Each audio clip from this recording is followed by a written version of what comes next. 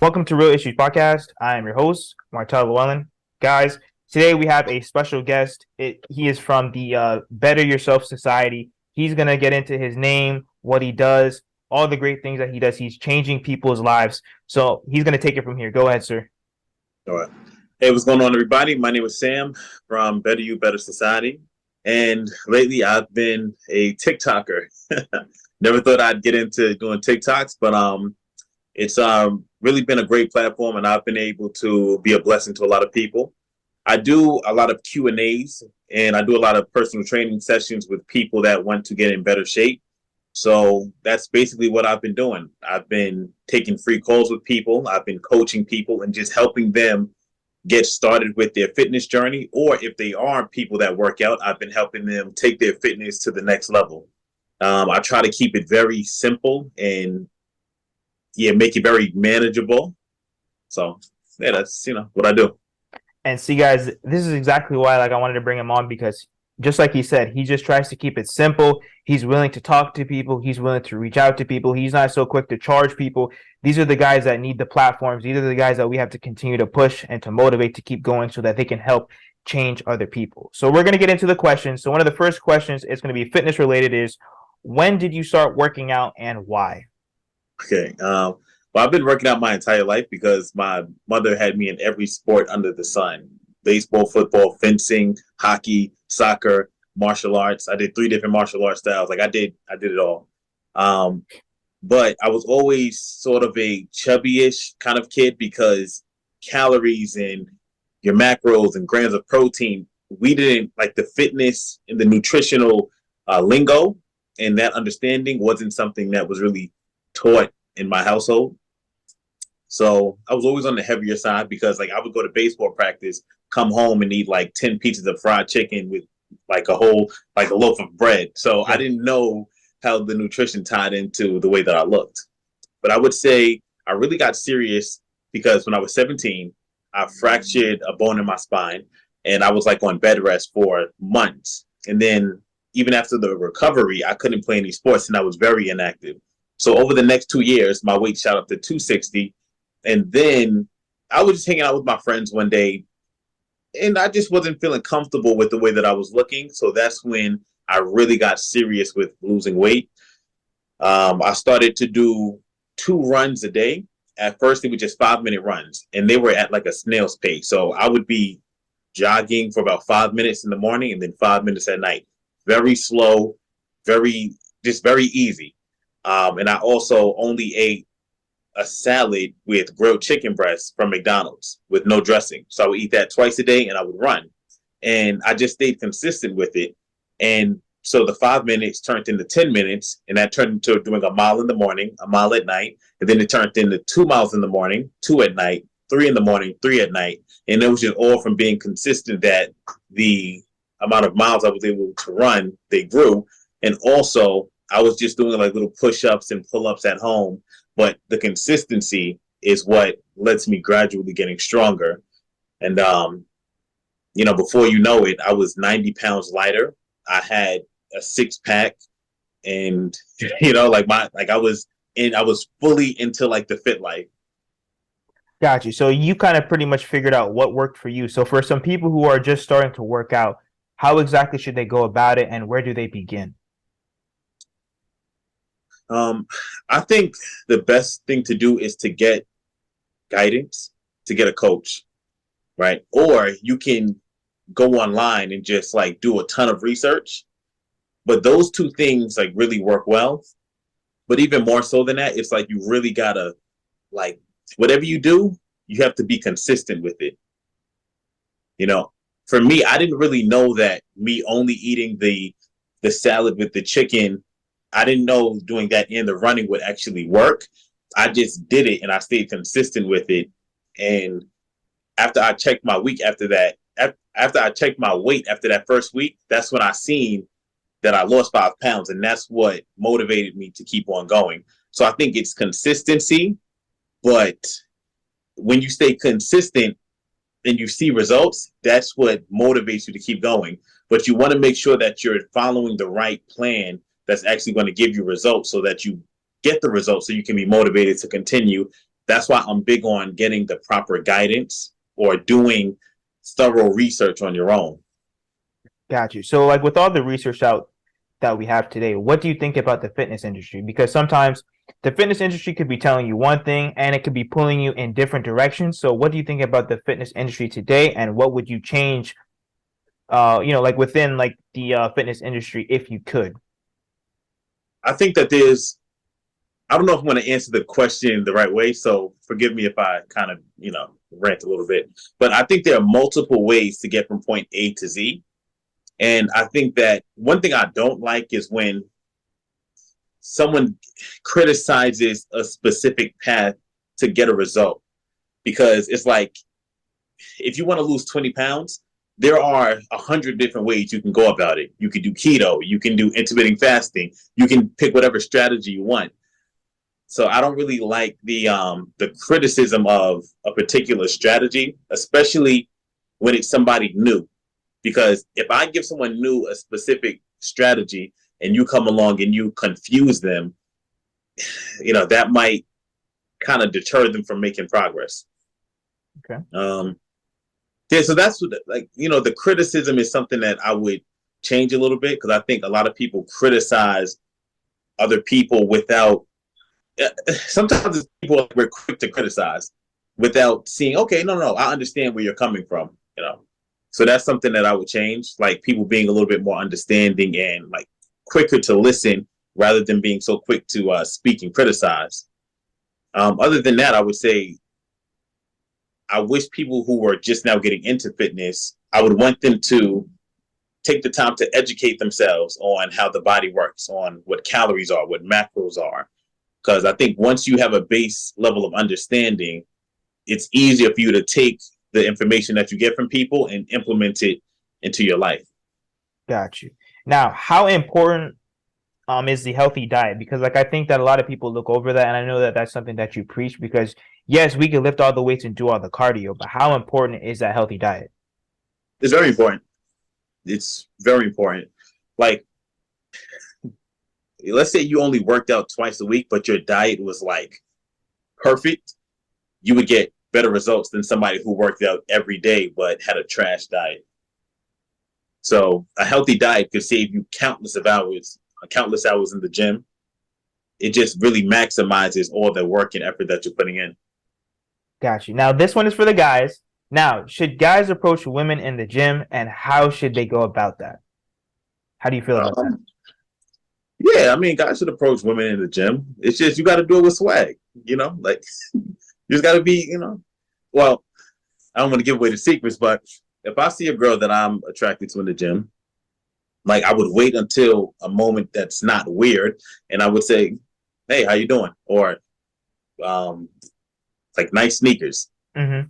I'm saying, and then walk away, or I might just wave and then walk, keep it pushing. But I would just kind of be like just be cool, like not thirsty. The same way a man would say what's up to another guy or introduce himself to another guy. Keep it cool, keep it light. Hey, how you doing? If the girl likes you, like you'll see it. Got you.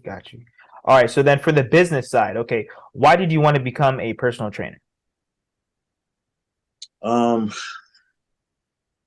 For a long time, I didn't want to do personal training. I think the reason why I got back into it like recently is because like when I actually see people losing weight and feeling more confident in reaching their goals, it's very fulfilling. Like it feels good, especially with this TikTok wave, when people can message me and say, hey, I watched the video and I've been doing it and I'm down 20 pounds. It's like, wow. Wow. It's a huge impact. So how did you grow your social media? It It's very competitive out there, you know what I mean? And there's just so much content out there, so it's kind of hard to, kind of hard to kind of like pick who's, who knows what they're doing or who's just giving people just general information. So how did you really start to grow your platforms? Okay, I'll be 100% like honest, and I think what I'm about to say is really going to be like beneficial. I think when you come from a place of it's better to give than to receive, you grow. Because I didn't implement any new strategy Literally, let me tell you, 3 days before my first video went viral, I was praying. I was just like, God, I just want to be someone who's of service, not just with fitness. It wasn't just with fitness. This was with just everything that I was doing across the board. And so I started doing free workouts with people, like at the gym, like, hey, come work out with me. I started doing free Q&As with people. This is all like, I wrote down, I'm going to do free Q&As, free personal training sessions, free weekend boot camp classes. I just really want to come from a place of service, and I just want to give. And I did a free training session with 2 young ladies. And at the end of that session, they were asking me questions for like 40 minutes. Mm-hmm. I clipped up one of my answers to her questions and I posted it. I woke up the next day and had like 3 million views. And that video went on to do 7.9 million views. Thousands of hits on my website. So I was like, wow. So then I just kept it going. I kept doing the Q&A format. I kept just providing as much value as I could. I opened up my site to take free calls. I made like everything on my site free. And yeah, just coming from that understanding that it's better to give than to receive. That's what, like led to like viral video after viral video, sale after sale. That's what led to the growth. Gotcha. So for the people who are just starting and they want to be a personal trainer, what is some advice for them? Because maybe they don't have the clients that they want and they're really trying to start up. So what's some advice to get them going? Offer to train people for free. Yeah. And just brainstorm like, how can you serve people? How can you help people get in better shape? And when you can really think about it from a place of, I'm not trying to make any money, I'm just trying to be of service, that is what's going to get you to the place where you're able to charge the quickest. Mm-hmm. Like that's when you look at it from a place of, I'm just trying to be of service, that's going to allow you to be in the mindset to come up with the ideas and the strategies that's going to be valuable to people. Because when you provide something that's valuable, now you can charge for that. But if you're thinking about money, it clouds your judgment. But if you're thinking about, okay, how can I help you? Now I'm going to start brainstorming things that might actually be of value to you. And then, when I see a lot of people like this particular service and it's like completely overwhelming for you to keep on providing it, now you can start to charge a little bit. And yeah, that's the route that I would take. Like if I had to start over, I would do that. Okay. And then with all these different coaches out there, what separates you from the other online coaches? I try to be very authentic, like super authentic, super loving. Yeah. And like I try to actually be let me not say that because I know a lot of coaches work out themselves, but I try to really, make sure that I'm training, that I'm fit, that I'm actually practicing what I preach. Mm-hmm. Okay. And then when it comes to picking the online coach that you want, what are some things that you should look for and what are some of the things that you should kind of stay away from? Because sometimes, people are reusing meal plans for the same people. So let's say that someone's new to working out. How can they decipher, okay, who's a good coach and who's a coach that they should stay away from? Especially online. Yeah. I don't know. Try to use discernment within that first conversation. Mm-hmm. Like when you talk to somebody face to face, you can kind of see what they're about. And then other than that, try to be careful with how much money you spend up front. So if I'm new to it and I feel iffy, I might say, you know what, let's do a trial run. Let's try it out for a month and see how it goes. Got you. Okay. And then last but not least, so let's say if they're trying to build their social media platforms, do you have like any other tips for them to build up their own social media platforms? Because I know that like it's not like back in the day where, people would just go straight to the gym and kind of meet trainers. So how can trainers build up their social media? Or try to stand out like how you did?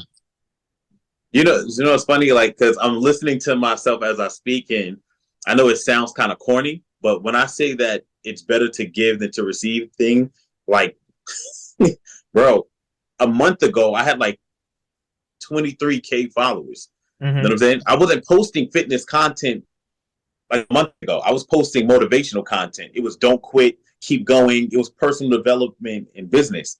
Like, if I had to start from scratch, it would really just be like, you know what? Let me just come from a place of service. Even now, the content that I create, it's all Q&A based.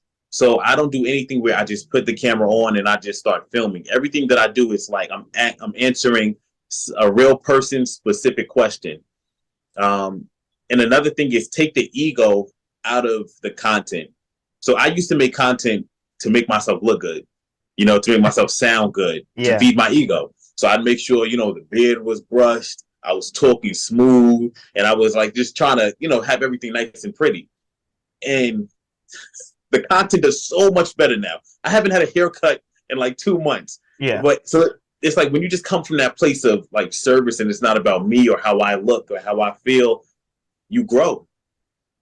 A while ago, I was doing like social media marketing with people.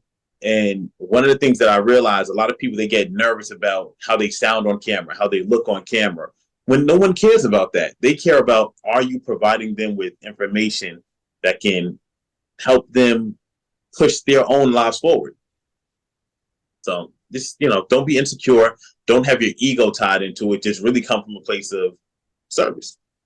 Okay. And then why do you think some people don't see the results that they expect to see? Because there's a lot of people, maybe they've been training forever, or we see like the same people in the gym and they look the same. So why do you think some people don't see the results that they want? I think it's diet, or because the gym part is pretty easy. I think being consistent with your diet is the difficult part.